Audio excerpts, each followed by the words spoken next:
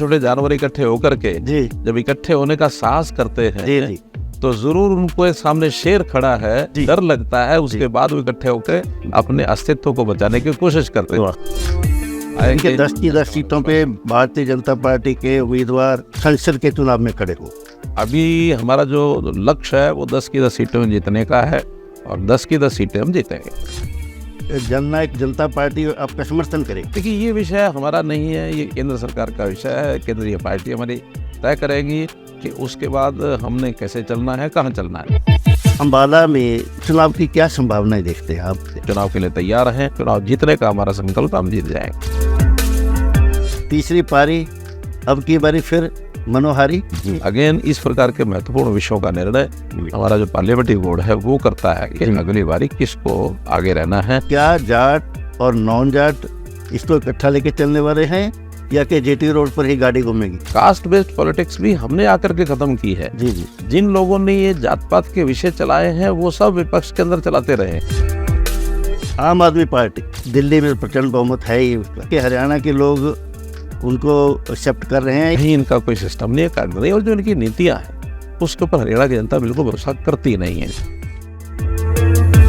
नमस्कार, the Tribune trust publication यानी कि द ट्रिब्यून, दैनिक ट्रिब्यून और पंजाबी एक त्रिवेणी, इस त्रिवेणी में सौभाग्य प्राप्त हुआ। आज एक ऐसी शख्सियत, एक ऐसे कर्मठ नेता का यहाँ पे पदार्पण हुआ है जो जिनकी आभा मंडल, जिनका व्यक्तित्व सादगी, वैराग्य और समर्पण के संकेत देता है। ऐसे व्यक्ति, ऐसी शख्सियत की जो हम बात कर रहे हैं वो किसी परिचय की मोहताज नहीं है। मेरी मुराद है श्रीमान मनोहर लाल जी से, जो हरियाणा के मुख्यमंत्री हैं। आपका बहुत बहुत स्वागत है जी, अभिनंदन। धन्यवाद, धन्यवाद कौशल जी। आजकल मौसम बड़ा अजीब गरीब चलता है, अनप्रडिक्टेबल है मौसम। कई बार तो ऐसा लगता है कि जैसे बिहार से विपक्ष की को घनघोर बादल उठ रहे हैं और फैल रहे हैं इधर उधर। तो ऐसे बादलों को देखकर विपक्ष के जो बिहार से, पटना से उठते हैं, तो आपको कोई खौफ नहीं हो रहा कि ऐसा देख कर के इतना बादल फट भी सकते हैं और बिजली कड़क भी सकती है? देखिए, ये बादल बदलियाँ अपने आप में ठीक है, बादल की महत्व को हम कम करके तो ना कहें, लेकिन बादल और बदलियाँ जब उनके सामने हिमालय जैसा पर्वत खड़ा हो जी, तो उस समय छोटी मोटी पहाड़ियाँ हो, बदलियाँ हो, बादल हो, जी जी, सब अपने आप को उनको रुकना ही पड़ता है। वो कभी हिमालय के साथ मुकाबला कर नहीं सकते। वाह जी चट्टान की तरह जी मजबूत हमारे नरेंद्र मोदी जी छोटे मोटे, ये जिसको मैं कहता हूँ कि छोटे छोटे जानवर इकट्ठे होकर के जी जब इकट्ठे होने का साहस करते जी हैं जी। तो जरूर उनको सामने शेर खड़ा है, 56 इंच का सीना, एक शेर खड़ा है, ये जी। डर लगता है, उसके बाद वो इकट्ठे होकर अपने अस्तित्व को बचाने की कोशिश करते हैं। वाह वाह। वो कर रहे हैं, वो पटना से करे, वो कहीं और से करे, उसका कोई मतलब। मनोहर जी, आप इतना घूम रहे, अखबारों में पढ़ते हैं, मीडिया में देखते हैं, चैनल्स में देखते हैं, आज आप हिसार में बैठे हो, कल को सिरसा में खड़े हो।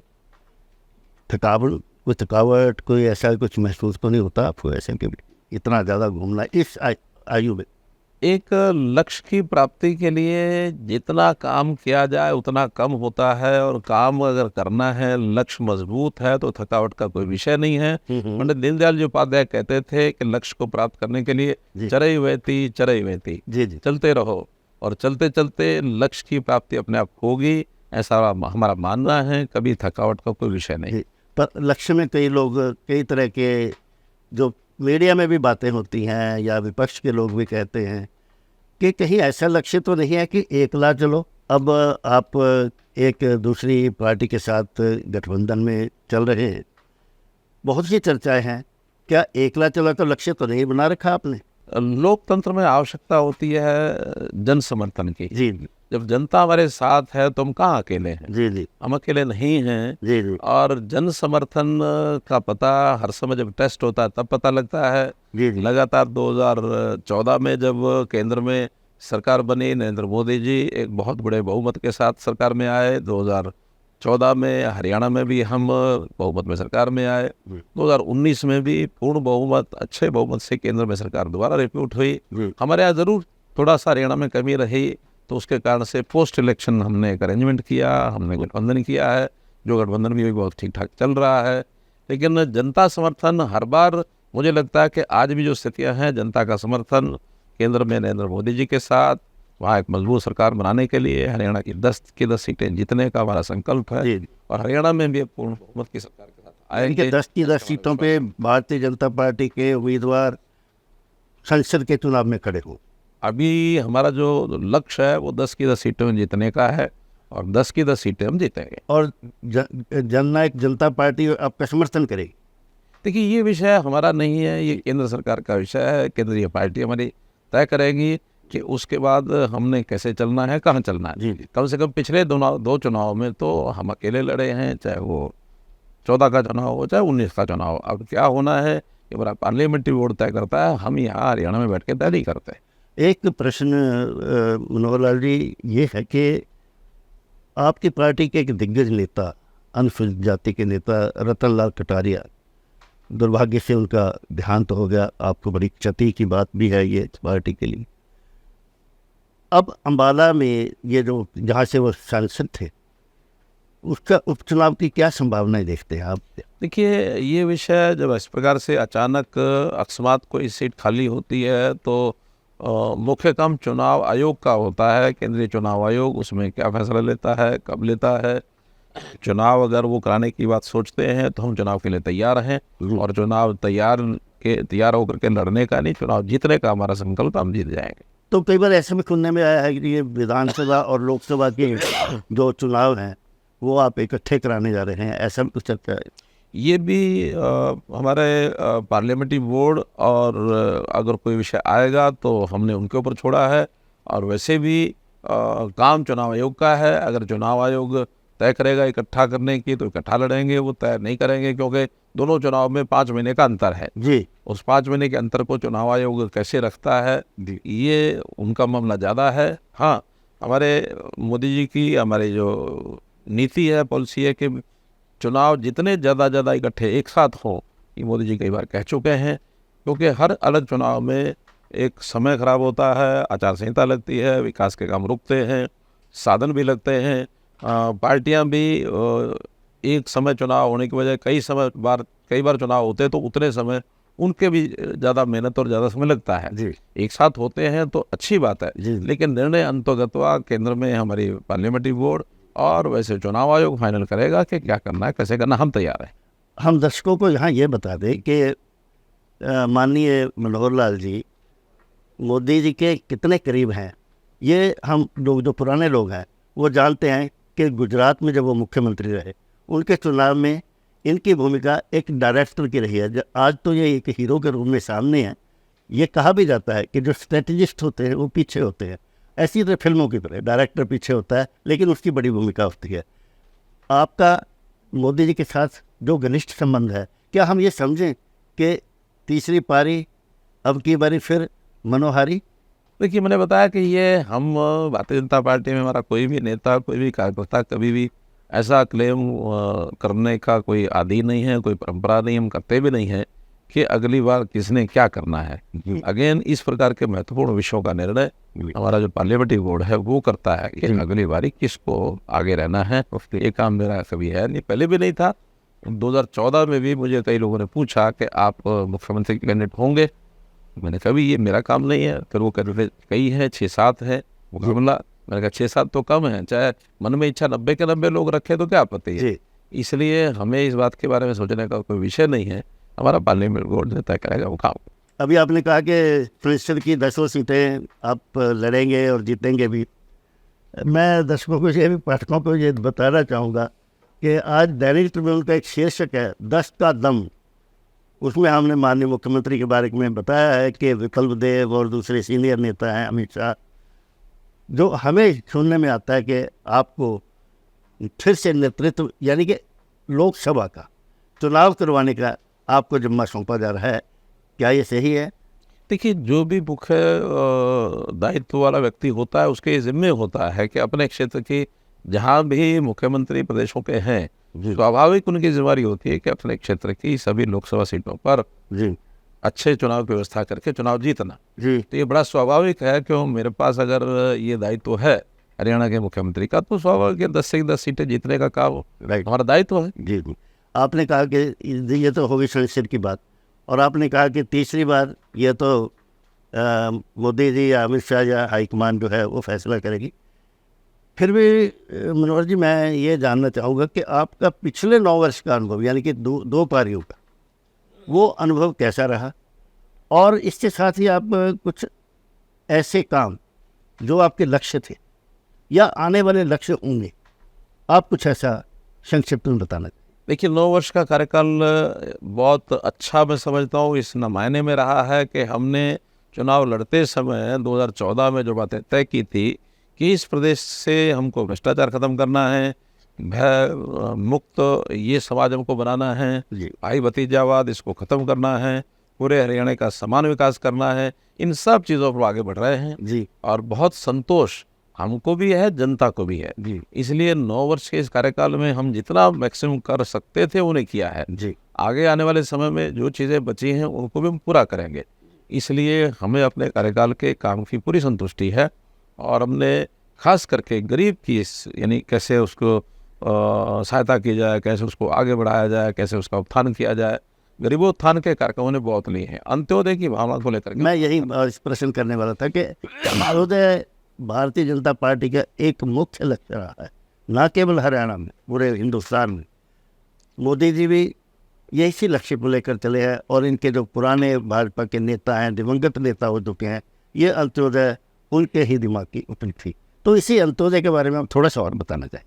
पंडित दीनदयाल जी उपाध्याय ने हमको ये शब्द दिया, जी और दीनदयाल जी का मानना ऐसा था कि अगर हम एक सुखी समाज की कल्पना करते हैं जी तो उसमें सबसे पहले जो सबसे अंत में खड़ा है, यानी किसी भी दृष्टि से वो पिछड़ा हुआ है, चाहे वो आर्थिक दृष्टि से पिछड़ा है, चाहे वो सामाजिक दृष्टि से पिछड़ा है, शिक्षा की दृष्टि से पिछड़ा है, ऐसे लोगों को सबसे पहले आगे बढ़ाना चाहिए, उनकी सहायता करनी चाहिए, उनकी चिंता करनी चाहिए।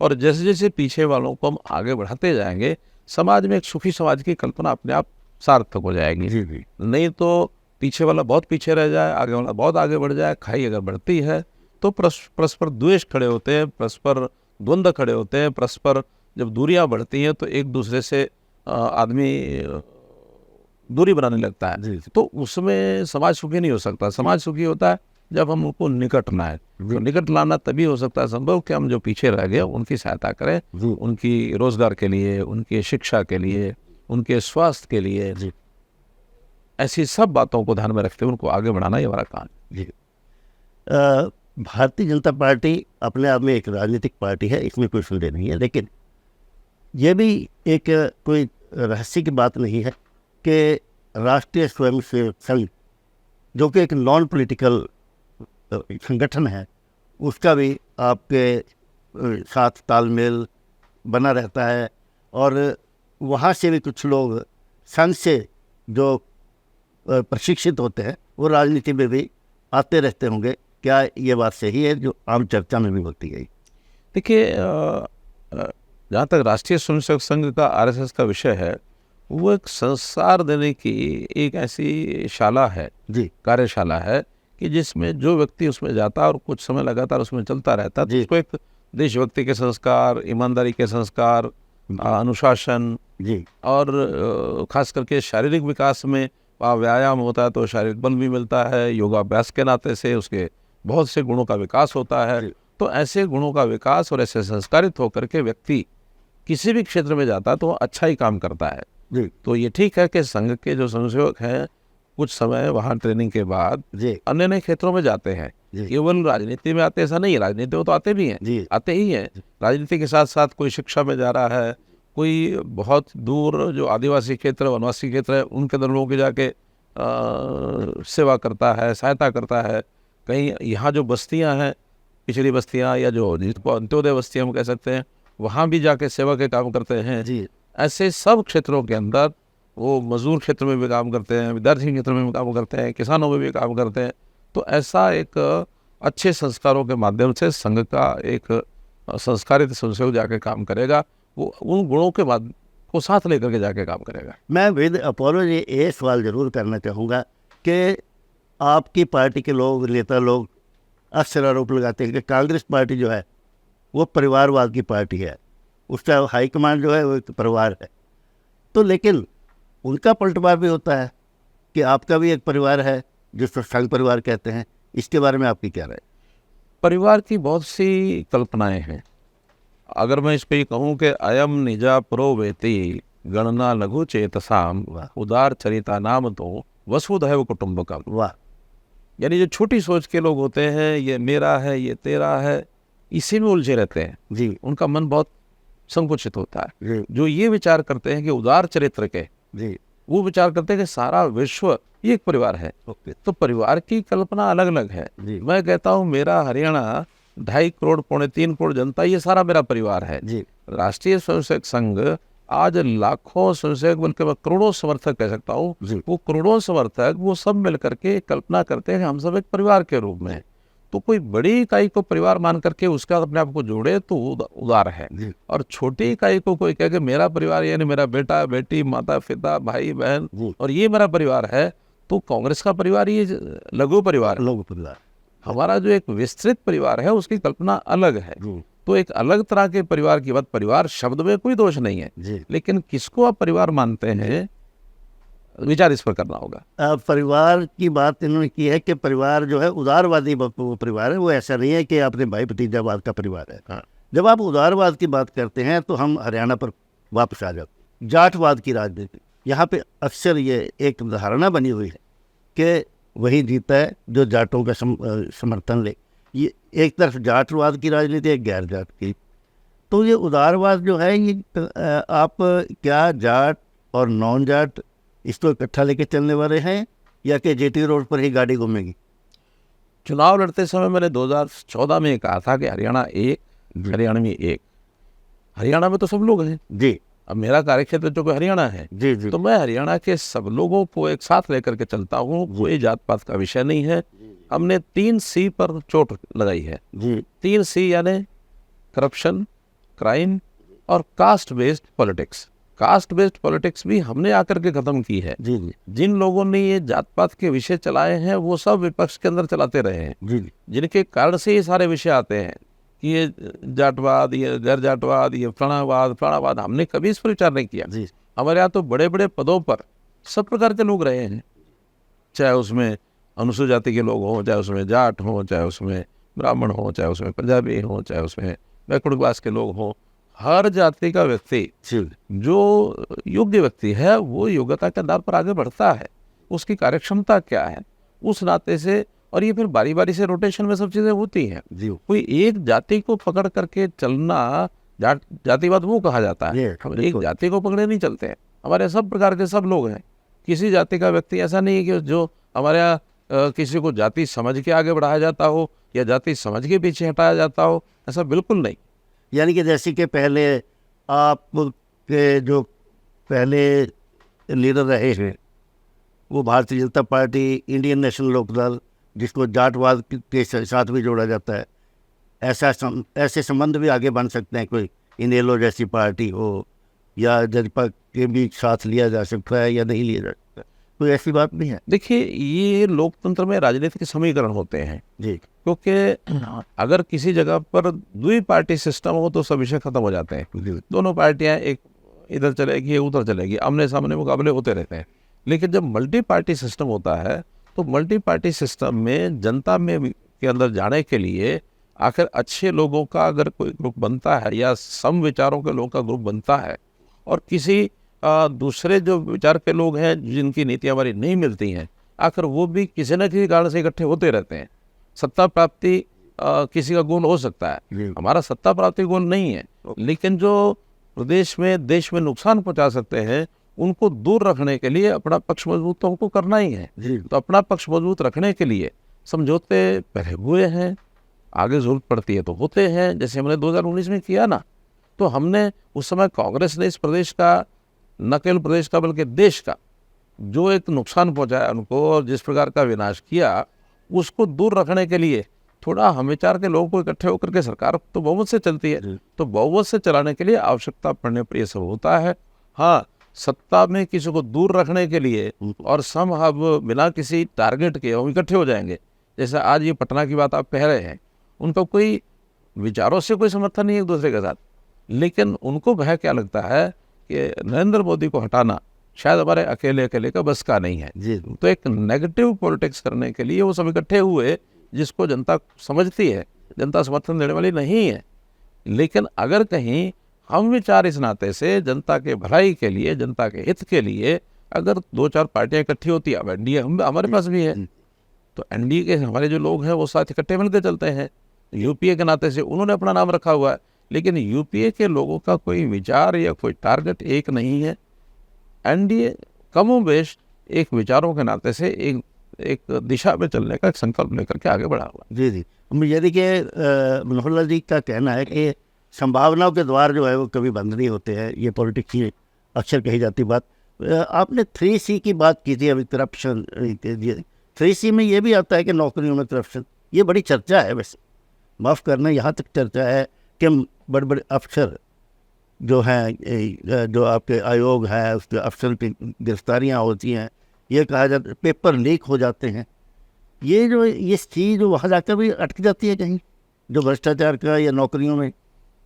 देखिए समाज के अलग अलग लेवल हैं, अलग अलग वर्ग हैं जी। एक वर्ग है पॉलिटिकल लोगों का, हमारे जो जनप्रतिनिधियों का, जी एक वर्ग है ऑफिसर्स का, एक वर्ग है कर्मचारियों का, एक वर्ग है जनता का। भ्रष्टाचार अलग अलग लेवल पर अलग अलग आज तक की परंपरा जो रही है। जी मैं कम से कम एक दावा कर सकता हूँ कि हमारे शासन करने वाले लोग सत्ता में जो इस समय है, हमारा जो स्थान है भ्रष्टाचार से एकदम दूर है। कहीं किसी नेता के ऊपर या तो हमारी पार्टी के ऊपर कभी नहीं आया जो वो हमेशा सने रहे हैं। जी यानी उनमें किस प्रकार के सारे काम चलते रहे आपको भी पता है कि कैसे कैसे लोग ट्रांसफर्स में, भर्तियों में, CLUs में, इसमें उसमें पैसे लेते थे। हमने अपने आप को उससे बचा के रखा हुआ। एक जी दूसरा, भ्रष्टाचार हुआ और उस पर पर्दा डाल दिया। ये सब पिछले 10 साल में कांग्रेस के समय में होता रहा, जी जबकि पर्दा डालने के बाद उन्होंने इसको छुपा के रखा कि हमारे यहाँ भ्रष्टाचार नहीं होता, जबकि पर्दा डालते रहे। हमने भ्रष्टाचार की कोई भी बात आई तो पर्दा नहीं डाला, उसको उजागर किया, और उजागर करके चाहे वो अधिकारी हो, चाहे वो कर्मचारी हो, चाहे पेपर लीक हो, चाहे स्टूडेंट हो, चाहे पेपर दिलाने वाली संस्थाएं हो, 650 लोगों को हमने, जब पेपर लीक का कार्यक्रम हुआ उस समय 650 लोगों को पकड़ा। जी तो 650 लोग पकड़ना कोई आसान बात नहीं है। हमने तो उसको पूरे उस करप्शन को खत्म करने के लिए अपना साहस जुटाया कि नहीं, कोई भी अधिकारी ने भी किया तो उसको भी पकड़ा। हमने उस करप्शन के कारण से जो परिणाम, दुष्परिणाम बदलने वाला होता है उसको नहीं होने दिया, उसको पकड़ा। लेकिन परीक्षाएं शुद्ध हुई, 7वें को ही परीक्षा में हमारी एक भी परीक्षा कोर्ट के अंदर चैलेंज की लोगों ने, लेकिन रद्द नहीं हुई। कांग्रेस के समय के 11 जो पोस्टें हैं जिनके एग्जाम हुए वो रद्द हो चुके हैं, 11 एग्जाम। तो 10 साल के समय के 11 एग्जाम रद्द होना और हमारे 8.5 साल का एक भी रद्द ना होना, हमें अगर कहीं गलती ध्यान में आई, प्रोसेस में गलतियां होती हैं, हमने उसको विड्रा कर लिया, तो उसको उसी समय एडवर्टाइजमेंट के समय या फॉर्म भरने के समय, एग्जाम होने के समय, इवन एग्जाम के बाद भी कहीं अगर गड़बड़ हुई है तो उसको रद्द कर दिया, अपने आप रद्द किया, कोर्ट तक नहीं जाने दिया। ये हमारी साहस है हमारा। सर, अब जो आपकी डेवलपमेंट की बात पे आते हैं, समय की आपके पास भी मुझे पता है कमी है, लेकिन फिर भी मैं 2-3 प्रश्न बड़े ज़रूरी हैं, जैसे किसानों के बारे में या पानी के बारे में। आपके एक खास, आपके जो मन की खास योजना है रेणुका, किसाऊ और लखवार डैम जैसी बातें हैं। हिमाचल से कैसे पानी आएगा, इतने पहाड़ और दूसरे तक कैसे मैदान में आप जिस तरह से चाहते हैं उस तरह पानी कैसे आएगा, SYL का क्या हाल होगा, और किसानों को उनके भाव या उनको जो स्वामीनाथन की रिपोर्ट है, इससे संक्षिप्त में आप दोनों चीज़ों का, पानी और किसान। प्रश्न आपका बहुत बड़ा है, उत्तर संक्षिप्त चाहते हैं आप लेकिन चलिए, देखिए जहाँ तक SYL का विषय है वो अभी भी लिटिगेशन में है जी। सुप्रीम कोर्ट फैसला दे चुका है कि हरियाणा के लिए SYL बननी है। जी जी। वो कैसे बनेगी उसका जो एक फैसला सुप्रीम कोर्ट ने अभी एग्जीक्यूशन का देना है कि उसको एग्जीक्यूट कैसे किया जाए, तो वो अभी बकाया है। कभी भी फैसला मैं मानता हूँ कि हरियाणा के हक में आएगा और पंजाब को निर्देश मिलेगा कि एसवाइल बना करके एजेंसी तय होनी है, वो एजेंसी तय होगी और हम कराएंगे। जी जहाँ तक हिमाचल के थ्रू आने का विषय, ये कोई हमारा प्रपोजल, कोई ऑफिशियल प्रपोजल ना कभी हमने दिया है ना कभी आया है। हवा में बातें इधर से उधर सुझाव चल रहे हैं जी कि अगर पंजाब नहीं बनने देता तो हिमाचल के थ्रू बना ले, ऐसा कोई ऑफिशियल हमारा जी ना भी कोई स्टैंड है, ना हमने इस पर बहुत ज़्यादा कोई वोट विचार किया है। जी अभी तो वही है कि पंजाब के माध्यम से जो एसवाइल का रास्ता है वहीं से एसवाइल बन करके हमारे यहाँ आएगी। आए। जब तक एसवाइल ना आए तब तक पानी जितना हमारा है उसको हम ठीक से प्रबंधन कर रहे हैं, राइट ताकि उस प्रबंधन से जहाँ कहीं भी पानी की आवश्यकता, बिल्कुल पानी पहुँचता नहीं, उसको हम दें। जी साउथ हरियाणा में हमने टेल तक पानी पहुँचाने का काम किया है, जी लिफ्ट करके पानी ले जाने का काम किया है। 4 महीने लगभग हमारे पास वर्षा का पानी पर्याप्त होता है, जी यमुना में भी बहुत आता है। उस पानी को स्टोरेज करना, रिचार्जिंग करना और जो सूखा इलाका है वहाँ पर कोई व्यवस्थाएं करके वहाँ पहुँचाना, जी तो ये सारा हम कर रहे हैं। लगभग 2,500-3 हज़ार करोड़ रुपया उस पर हमने लगा दिया है। जी और आज दक्षिण हरियाणा में आवश्यकता के अनुसार, पूरा तो नहीं लेकिन लेकिन हाँ पानी पहुँच काफ़ी पहुँचा और दक्षिण हरियाणा के लोग बहुत खुश है, प्रसन्न है। एक विषय, उसी में पानी को रेगुलेट करने के लिए यमुना का जो स्रोत है वो 3 नदियों से है, वो रेणुका से है, वो केशाऊ से है, वो लखवार से है। वहाँ भी प्रोजेक्ट्स बनाए जा रहे हैं, बांध लगाए जा रहे हैं। जी उन प्रोजेक्ट्स में और डैम्स में जब वो बन जाएंगे, उसमें एक डैम को छोड़ करके 2 का MOU हो गया, काम शुरू हो गया। केवल केशाऊ का वो डैम का बहुत जल्दी होने वाला है, उसमें हिमाचल और हमारे उत्तराखंड की सरकारों के थोड़े एतराज़ हैं, वो जैसे ही ख़त्म हो जाएंगे, केंद्र सरकार के साथ वो विषय है, हमारा उसमें कोई रोल नहीं है। जैसे ही समाप्त हो जाएगा उसका MOU हो गया, वो भी बनने लग जाएगा। और ये तीनों नदियों का अगर पानी हम रेगुलेट करते हैं जी तो यमुना में जहाँ 3 महीने पर्याप्त पानी हमको मिलता है, जी फिर हमको 7-8 महीने पर्याप्त पानी मिलेगा। हाँ। तो पानी की उपलब्धता 3 महीने की बजाय 7-8 महीने जितनी आवश्यकता उतनी हो जाएगी। शेष 3-4 महीने जो बचते हैं सर्दियों के, उसमें हम काम चला लेंगे, क्योंकि हमें पानी की आवश्यकता अपनी भी है, साथ में दिल्ली को भी पानी देना पड़ता है। तो इस सारे मामले में एक बहुत बड़ा कॉम्प्लिकेटेड इशू है। हम बहुत काम कर रहे हैं, पानी का रीयूज़ करना, पानी को रिसाइकिल करना, पानी को रिचार्ज करना। पानी के मामले पर हमने पीछे 2 दिन सेमिनार किया था। पानी हमारे लिए बहुत महत्वपूर्ण एक विषय है, इसको हरियाणा में जो भी साधन होंगे, जो भी तरीके होंगे, सब पूरा करेंगे। जी अब हम थोड़ा सा मेडिकल कॉलेज के बारे में ज़रूर बात करना चाहूँगा। लोगों का काम का कैसा, कुछ तो लोग कहेंगे, आप तो यही कहोगे कि क्योंकि अपोजिशन का आम ये कहना है कि बड़ा प्रचार किया गया, हर जिले में मेडिकल कॉलेज होगा, नई शिक्षा नीति। ये 2 प्रश्न फिर भी आप कहोगे कि ये लंबे उत्तर हो जाएंगे, लेकिन मैं दोनों चीज़ों को जोड़ के इसलिए कि समय की कमी के कारण, शिक्षा की नई नीति कब तक लागू होगी और मेडिकल कॉलेज। मैं दोनों विषयों पर आपको आंकड़ों सहित कुछ बताना चाहूँगा। जी सर। मैं इसको आंकड़े अपने साथ लेके आया। देखिए, जहाँ तक हर कॉलेज में मेडिकल कॉलेज खोलने का विषय है, उसके अंदर हमने 3 कॉलेज तो हमारे इस समय काम कर रहे हैं। भिवाड़ी में कंस्ट्रक्शन चल रही है, 270 करोड़ रुपया हमने आके लगाया। कांग्रेस ने कुछ नहीं किया, केवल घोषणा की थी। कोरियावास में हमने ही घोषणा की, हमने 470 करोड़ रुपया अभी तक लगा दिया, अगले वर्ष तक तैयार हो जाएगा। मेडिकल कॉलेज जींद में हमने 214 करोड़ रुपये लगाया है, ये भी 2 साल के अंदर तैयार हो जाएगा। कुछ कॉलेज ऐसे हैं जिसके शिलान्यास हो चुके हैं, काम अभी शुरू होना है, जिससे कैथल है, यमुनानगर है, सिरसा, नूह और पलवल, सिरसा, पलवल और चरखी दादरी, इनमें हमारी घोषणा हो चुकी है, इस पर भी काम शुरू होने वाले हैं। और जहाँ तक इनके समय के जो कॉलेज थे, यानी करनाल में जब ये कहते हैं कि हमने बनाया, क्या बनाया इन्होंने, 140 करोड़ रुपया इन्होंने लगाया था, और हमने आकर के उसका कॉलेज को पूरा करने के लिए उसी जगह पर 470 करोड़ रुपए लगाए हैं। उन्होंने कितने लगाया था? 140 करोड़, आपने 470 करोड़ रुपया। तो काम वो घोषणा करते हैं, घोषणाएं करके जाने के बाद उसका काम नहीं हुआ तो करेंगे क्या?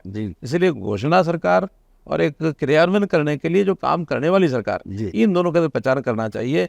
कुल हमने मेडिकल कॉलेजेस के अभी तक जितना भी हमने ये काम किया है, आपको मैं पैसों के हिसाब से बताता हूँ कि अभी तक हमारा 2287 करोड़ रुपया खर्च किया हमने 8.5 साल में मेडिकल एजुकेशन पर, और इन लोगों ने 903 करोड़ रुपया अपने 10 साल में खर्च किया। तो कहाँ 903 करोड़, कहाँ 2250 करोड़, मैनीफोल्ड हाँ ज़्यादा है। तो इसलिए केवल घोषणा करना नहीं, उस पर काम करना, ये विषय होता है। जहाँ तक एजुकेशन का विषय है, नई शिक्षा, हाँ, नई शिक्षा नीति हम 2025 तक लागू कर देंगे। कुरुक्षेत्र यूनिवर्सिटी और उसके सभी कॉलेजेस इसी वर्ष से लागू कर रहे हैं, और उत्तम यूनिवर्सिटी कैंपस में लागू हो चुका है, लेकिन जो एफिलिएटेड कॉलेजेस हैं वो अगले साल करेंगे। अभी कल ही मेरी हायर एजुकेशन काउंसिल के लोगों के साथ मीटिंग हुई, उन्होंने बताया कि हम अगले साल तक प्राय हरियाणा में सब जगह ये हमारी जो न्यू एजुकेशन पॉलिसी है उसको लागू कराएंगे। जहाँ तक विस्तार का विषय है, यानी हमने कॉलेजेस हरियाणा में 2014 से इस समय तक 72 नए कॉलेज ये घोषणा किए, बना रहे हैं, बन चुके हैं, और उन्होंने कुल 10 साल में 45 कॉलेज बनाए जी। तो कहाँ उनके 45, कहाँ हमारे 72 में भी लगभग 50 के आसपास है जो केवल महिलाओं के। तो महिलाओं की शिक्षा पर हमने जोर दिया, और इस पर जहाँ तक विश्वविद्यालय हैं, कुरुक्षेत्र विश्वविद्यालय में उनके समय में 10 साल में 414 करोड़ रुपए उन्होंने लगाए, और हमने इस 8.5 साल में 1381 करोड़ रुपए लगाए। अगर टोटल खर्च एजुकेशन में कहूँ मैं, तो उनके समय का 10 साल का 1778 करोड़ रुपए आए, और हमारा कुल मिलाकर के 5383 करोड़। आपका 9 साल का है, उनका 10 साल का। हाँ, 4 टाइम्स, और अभी तो चलेगा जी। यानी शिक्षा क्षेत्र के अंदर जितना आमूलचूल परिवर्तन हम कर रहे हैं, हाँ, जो कमियां हैं उनको भी हम दूर कर रहे हैं। उन्होंने अनाप शनाप जगह पर हर जगह यहाँ स्कूल बना दो, यहाँ कॉलेज बना दो, यहाँ ये कर दो, यहाँ वो कर दो, हम उसकी एक मैपिंग कर रहे हैं, और मैपिंग करने के बाद जो गलत निर्णय उन्होंने लिए थे उनको भी ठीक कर रहे हैं, ताकि हमारे विद्यार्थियों को शिक्षा अच्छी मिले और उसको अपने घर के निकट मिले, दूर ना जाना पड़े। दूर जाने का अगर कहीं विषय आता भी है तो उसको ट्रांसपोर्ट व्यवस्था ये दी जाए। ट्रांसपोर्ट के साधन, बसों की जरूरत है बसों देंगे, 4 व्हीलर की जरूरत है 4 व्हीलर, 3 व्हीलर की जरूरत है 3 व्हीलर, बहुत निकट के स्थान पर कोई गांव है तो उन बच्चों को साइकिल, ये सब उपलब्ध करा है कि बच्चों को ट्रांसपोर्ट व्यवस्था में दिक्कत ना आए। हर स्कूल में ड्यूअल डेस्क ये बना रहे हैं, हर स्कूल का इंफ्रास्ट्रक्चर जिसके अंदर वहाँ का मार्ग है, 4 दीवारी है स्कूल की, वहाँ टॉयलेट है, वहाँ पानी है, ये सब कंप्लीट किए जा रहे हैं, जिसको प्रायोरिटी बेसिस पर हम इन चीज़ों को कर रहे हैं। तो इस नाते से इन विषयों पर हमारे जो विषय चल रहे हैं, केवल आलोचना करने के लिए कोई भी आलोचना कर सकता है, तथ्य है। अगर वो आंकड़े आके देखेगा तो अब आपको, क्योंकि डॉक्यूमेंट्स तो आंकड़ों पर तो सरकारी आंकड़े हैं, को मैंने तो बढ़ाए जरूर फिर आएंगे, तो वो जब देखेंगे तो सब पानी का पानी, दूध का दूध, पानी का पानी हो जाता है। तो हम समापन की ओर बढ़ चलते हैं। एक प्रश्न राजनीतिक, उसके बाद समापन की ओर। आम आदमी पार्टी दिल्ली में प्रचंड बहुमत है ही उसका, और अब वो पंजाब में आपके पड़ोस में जो पोजीशन आप देख रहे हैं, हरियाणा में भी वो जैसे अब रैलियाँ भी हो रही हैं, प्रचार भी चल रहा है, तो क्या आप समझते हैं कि हरियाणा के लोग उनको एक्सेप्ट कर रहे हैं, या कहेंगे हाँ हम आपके हैं कौन या आप हमारे हैं कौन? देखिए, आम आदमी पार्टी का किस्सा लोग समझ चुके हैं जी। दिल्ली जब सत्ता में आए तब तक तो लोगों को समझ नहीं थी जी, तो उस समय इन्होंने बहुत कोशिश की, हरियाणा के अंदर भी ये भी लगभग 8 साल से हरियाणा के अंदर पूरी कोशिश कर रहा है, और हरियाणा की जनता इनको खूब जवाब दे रही है जी। न केवल विधानसभा में बल्कि स्थानीय निकाय में भी इनको मुँह की खानी पड़ती है, और कहीं इनका कोई सिस्टम नहीं है, कार्य नहीं, और जो इनकी नीतियाँ हैं उसके ऊपर हरियाणा की जनता बिल्कुल भरोसा करती नहीं है। हरियाणा का व्यक्ति स्वाभिमानी है, मुफ्तखोरा नहीं है। ये जो मुफ्त के राग अलापते हैं, मुफ्त के राग अलापने से हरियाणा का व्यक्ति कभी उसमें नहीं आएगा। मैं तो स्वयं जाके जनता से पूछता हूँ, हम एक तरफ लगे हैं कि जो गरीब आदमी है, जनता उसको रोजगार कैसे कराया जाए, उसको नौकरी चाहे सरकारी मिले, प्राइवेट मिले, चाहे उसको अपना कोई स्वयं रोजगार के नाते कोई सहायता मिले। और हम तो गाँव के अंदर यहाँ तक सेल्फ हेल्प ग्रुप बना करके लगभग 5 लाख महिलाएं ऐसी हैं जो 10,000 से लेकर के और 70,000 रुपये महीने तक इतना कमाती है। तो इसलिए कोई परिवार में इस प्रकार का लालसा नहीं रहते कि मुफ्त मिले, कहते हम काम करने के लिए तैयार हैं, हमको काम के लिए अवसर चाहिए। उनकी ट्रेनिंग करा रहे हैं, स्किलिंग करा रहे हैं, उनको लोन लेके दे रहे हैं, उनकी मार्केट व्यवस्था खड़ी कर रहे हैं, उनकी जो सामान बनाते हैं उसका बिक्री कैसे वो करते हैं। तो इसलिए हरियाणा में इस प्रकार की चीज़ों का कोई स्थान नहीं है। जहाँ तक पंजाब का विषय है, पंजाब एक वैक्यूम था, उस वैक्यूम के कारण से जनता को लगा कि शायद यही आकर के कुछ भला कर देंगे, क्योंकि वहाँ अकाली दल से भी लोग नाराज थे, कांग्रेस से लोग नाराज थे। दुर्भाग्य से भारतीय जनता पार्टी का वहाँ कोई स्थान ऐसा बना नहीं, क्योंकि लगातार हम अकालियों के पीछे लगे रहे। हरियाणा में हमने ये सारा सिस्टम तोड़ दिया था सन 1994 में, 96 में हम अपने आप आगे बढ़ाने के लिए हम सब काम किए, और 96 से लेकर 2013 तक 14 तक 18 साल में अपने आप को मजबूत करके यहाँ तक लाए, लेकिन ये स्थिति हम पंजाब में नहीं ला पाए। पंजाब लगातार एक अकाली दल के साथ एक छोटे पार्टनर के रूप में लगा रहा। हमारा समझौता टूटा तो बहुत लेट आकर के टूटा है। अब अपने पैरों पर खड़ा होने के लिए हरियाणा में, पंजाब में थोड़ा समय लगेगा। उस समय लगने तक तो हमारी सत्ता कब आएगी कब नहीं आएगी मैं नहीं कह सकता, लेकिन बीजेपी बात थी नहीं, कांग्रेस से और अकाली दल से लोग निराश थे। वैक्यूम में से ये आ गए बिना कुछ जाने कि ये क्या करेंगे क्या नहीं करेंगे। आज वहाँ भी लोग परेशान हैं। घोषणाएं वहाँ बहुत होती हैं, लेकिन घोषणा होने के बाद पंजाब में किसी प्रकार का मामला नहीं होता। उदाहरण के लिए अभी जैसे सूरजमुखी खरीद है, सूरजमुखी की खरीद हम तो 1,000 रुपये भावांतर भी दे रहे हैं, 4800 से 5,000 रुपये तक खरीद भी रहे हैं, यानी 6,000 रुपये पड़ता है। वहाँ आज भी 4200-4300 रुपये में सूरजमुखी अभी बिक रही है। बल्कि हमारा जो हैफेड डिपार्टमेंट है उन्होंने ही जा करके पंजाब में कुछ खरीद शुरू कर दी, और वो भी खरीद करके लेके आए हैं, क्योंकि यहाँ महंगा है, वहाँ उनको सस्ता मिलता है, तो उनको थोड़ा सा बैलेंस बढ़ाने के लिए अपना उपयोग हो जाएगा। तो पंजाब के लोग न तो किसान की सहायता कर रहे हैं, ना कर्मचारी की कर रहे हैं। घोषणा करने में कुछ भी करें, घोषणा के बाद प्रैक्टिकल जब होगा तब कुछ आवाज़ उठेगी तो बताएंगे। लेकिन आम आदमी पार्टी का हरियाणा में न कोई स्थान था, न कोई है, न कोई बनेगा। ठीक, तो आज की पारी का अंतिम बॉल, यानी कि अंतिम प्रश्न अभी मैं अपने पास रखते हुए आपसे सर गुजारिश करूँगा कि इस त्रिवेणी के लिए या इस त्रिवेणी के माध्यम से दी ट्रिब्यून, पंजाबी ट्रिब्यून, दैनिक ट्रिब्यून, इस त्रिवेणी के बारे में या त्रिवेणी के माध्यम से दर्शकों को, पाठकों को कोई संदेश?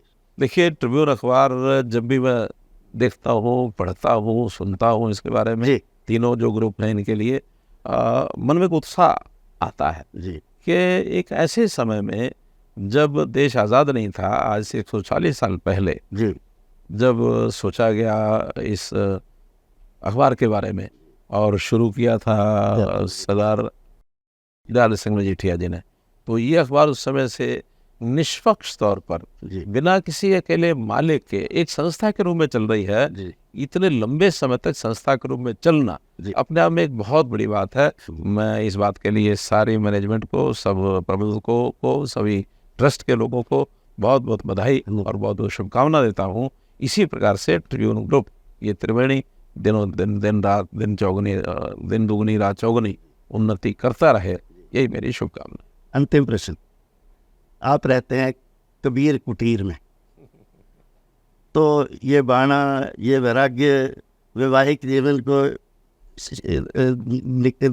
नकारना, ये चीज़ें, और आपने जो आपका मुख्यमंत्री निवास है जहाँ इतनी शान और शौकत होती है, उसको कबीर कुटीर के रूप में बदल देना, इसके बारे में आपका कोई अंदर क्या ऐसा ही माहौल है या कोई ऐसा दोहा? देखिए, कबीर जी के जीवन से मैं बहुत प्रभावित हूँ और उनकी जो शिक्षा है कोशिश भी रहती है वो शिक्षा पर चला जाए। जैसे उनका एक बहुत प्रसिद्ध दोहा है, कबीरा खड़ा बाजार में सबकी मांगे खैर, ना काऊ से दोस्ती ना काऊ से बैर। बहुत बहुत धन्यवाद मनोहर लाल जी, आप हमारे ऑफिस में पधारे हैं। हम सारे परिवार की ओर से, ट्रिब्यून परिवार की ओर से आपका आभार व्यक्त करते हैं। धन्यवाद, बहुत बहुत धन्यवाद। तो ये थे मुख्यमंत्री मनोहर लाल, जो एक ऐसी शख्सियत है, एक ऐसी हस्ती हैं जिन्होंने, जैसे कि मैंने कहा, ना वैवाहिक करवाया, अपना समर्पण देश के प्रति, समाज के प्रति किया है। इसी शख्सियत के साथ, ऐसी बातों के साथ हम अपना कार्यक्रम यही समाप्त करते हैं। फिर मिलेंगे किसी नई शख्सियत के साथ। बहुत बहुत धन्यवाद, नमस्कार।